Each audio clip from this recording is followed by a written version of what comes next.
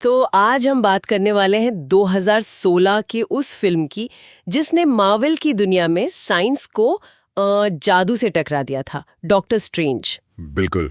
और हम सिर्फ कहानी को दोहराएंगे नहीं, नहीं, बिल्कुल नहीं। हम ये समझने की कोशिश करेंगे कि कैसे एक घमंडी न्यूरोसर्जन दुनिया का सबसे बड़ा रक्षक बना।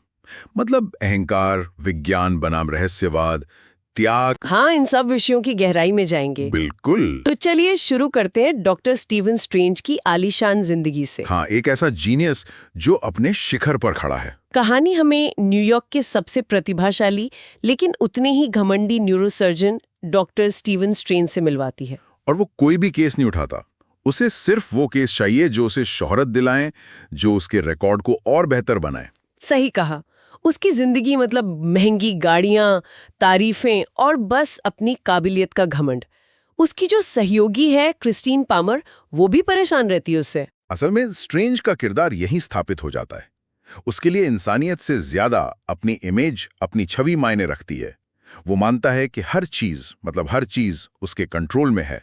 और विज्ञान ही परम सत्य है। हाँ, और यही सोच, यही मानसिकता उसके पतन का, उसके डाउनफॉल का कारण बनती है। और ये पतन शुरू होता है एक भयानक रात को। वो कार एक्सीडेंट। हाँ, तेज रफ्तार गाड़ी चलाते हुए, मोबाइल पर केस देखते हुए उसका एक्सीडेंट हो जाता है। और बस एक पल में उसकी दुनिया हमेशा के लिए बदल जाती है। उस एक्सीडेंट में स्ट्रेंज के हाथ मतलब बुरी तरह जख्मी हो जाते हैं। और वो हाथ ही तो उसकी पहचान थे। उसकी पूरी कला, उसका पूरा घमंड उन्हीं हाथों में था। वो कई सर्जरी करवाता है, महंगे से महंगा इलाज, लेकिन कुछ काम नहीं करता। हाथों की नसें ठीक नहीं हो पाती। जिस चीज पर उसे सबसे ज्यादा घमंड था, उसकी सर्जरी करने की कला, वही उससे छिन जाती है। ये सिर्फ एक फिजिकल चोट नहीं है ना? नहीं, बिल्कुल नहीं। ये उसके अहंकार पर, उसके ईगो पर सीधी चोट है। वो अपना पैसा, घर, कार, सम्मान सब कुछ खो देता है। और गुस्से में, निराशा में वो क्रिस्टीन को भी खुद से दूर कर देता है। हाँ, जबकि वो उसकी मदद करना चाहती थी, लेकिन वो किसी की मदद नहीं ले सकता क्योंकि ये उसकी कमजोरी दिखाता। तो वो पूरी तरह टूट चुका है, अकेला। और इसी निराशा के बीच उसे एक उम्मीद की किरण दिखती है। जोनाथन पैंगबॉर्न। हाँ, उसे पैंगबोन नाम के एक व्यक्ति के बारे में पता चलता है जो लकवाग्रस्त था, लेकिन अब वो चल फिर सकता है। और स्ट्रेंज एक साइंटिस्ट के तौर पर उससे मिलता है। उसे लगता है कोई चमत्कारी इलाज होगा, कोई सीक्रेट प्रोसीजर होगा। लेकिन जवाब उसे विज्ञान से बहुत दूर ले जाता है। हाँ, पैंगबॉर्न उससे काठमांडू, नेपाल की एक रहस्यमयी जगह कामराताज के बारे में बताता है, जहां इलाज विज्ञान से नहीं बल्कि किसी और चीज से होता है। और स्ट्रेंज के लिए ये आखिरी उम्मीद है। वो अपनी बची खुची जमा पूंजी लेता है और नेपाल पहुंच जाता है। और वहां उसकी मुलाकात होती है मॉडो से और फिर द एंशिएंट वन से। लेकिन वो अभी भी अपनी वैज्ञानिक सोच में जकड़ा हुआ है। वो चक्र, ऊर्जा, आत्मा, इन सब बातों को बकवास समझता है, जादू टोना मानता है। और यही कहानी का सबसे जरूरी, सबसे महत्वपूर्ण मोड़ आता है। वो सीन जब द एंशिएंट वन उससे बहस नहीं करती। वो जानती हैं कि तर्क से उसे नहीं समझाया जा सकता। वो बस उसकी आत्मा को उसके शरीर से बाहर धकेल देती हैं, एक ही झटके में। और उसे astral plane, mirror dimension, multiverse, इन सब का अनुभव होता है। उसकी विज्ञान की दुनिया जो ठोस सबूतों पर टिकी थी, एक पल में बिखर जाती है। बिल्कुल। उसे एहसास होता है कि दुनिया सिर्फ वो नहीं है जो आंखों से देखती है। और तब वो सीखने की भीख मांगता है। उसकी ट्रेनिंग शुरू होती है। शुरुआत में वो काफी संघर्ष करता है, लेकिन उसका जो तेज दिमाग है, उसकी फोटोग्राफिक मेमोरी, वो उसे जल्दी सीखने में मदद करती है। वो गुप्त रूप से प्रतिबंधित किताबों से भी ज्ञान हासिल करता है। और यहीं उसे एक बहुत शक्तिशाली चीज मिलती है, आई ऑफ अगामोटो, जिसके अंदर टाइम स्टोन छिपा है। उसे फिर विलन कैसिलियस के मकसद का भी पता चलता है।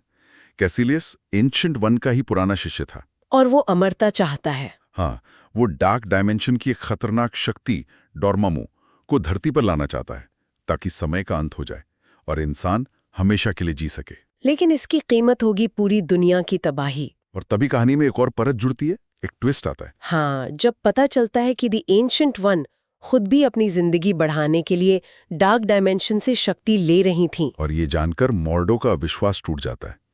मॉर्डो, जो नियमों को पत्थर की लकीर मानता है, उसके लिए पाखंड है, धोखा है। लेकिन एंशिएंट वन के मृत्यु के समय वो स्ट्रेंज को एक बहुत जरूरी बात सिखाती हैं।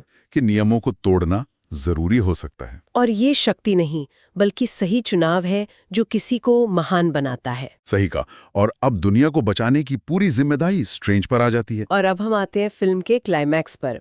कैसिलियस हांगकांग के सैंक्टम को तबाह कर देता है।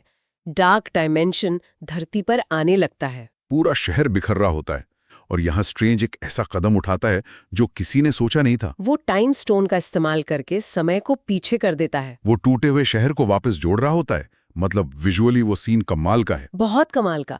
लेकिन असली लड़ाई तो डॉर्मैमू से है, जो समय से परे है। हाँ, आप उसे मुक्के मारकर नहीं हरा सकते। वो एक कॉस्मिक एंटिटी है। तो स्ट्रेंज उससे लड़ने नहीं, बल्कि एक सौदा करने जाता है। और ये इस फिल्म का सबसे जीनियस हिस्सा है।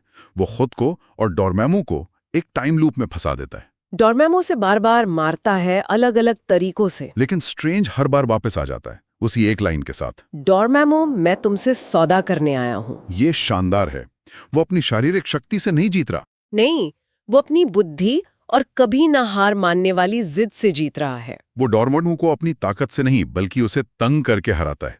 आखिरकार डॉर्मामू इस अनंत लूप से परेशान होकर हार मान लेता है और धरती छोड़ने के लिए राजी हो जाता है। और इस तरह दुनिया बच जाती है। डॉक्टर स्टीफन स्ट्रेंज, जो सिर्फ अपने हाथ ठीक करवाने आया था, अब वो न्यूयॉर्क सैंक्ट्रम का रक्षक बन चुका है। उसका सफर अपने टूटे हुए हाथों को जोड़ने से शुरू हुआ था, लेकिन खत्म हुआ पूरी दुनिया को बचाने पर। लेकिन मॉर्डो का क्या? उसका सफर एक अलग ही दिशा में चला जाता है।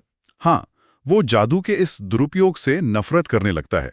उसे लगता है कि एंशंट वन ने धोखा दिया, स्ट्रेंज ने नियमों को तोड़ा। तो वो अपना अलग रास्ता चुन लेता है। बिल्कुल, वो भविष्य में एक नए संघर्ष का संकेत देकर चला जाता है। तो अंत में ये कहानी अहंकार पर विनम्रता की जीत है और ताकत पर बुद्धि की जीत। ये हमें सोचने पर मजबूर करती है, क्या जीवन का सबसे बड़ा मकसद अक्सर एक व्यक्तिगत त्रासदी या सबसे बड़ी असफलता के बाद ही मिलता है? क्या हमारी दुनिया की समझ को पूरी तरह से बिखरना जरूरी है ताकि हम एक ज्यादा बड़ी और बेहतर दुनिया बना सकें?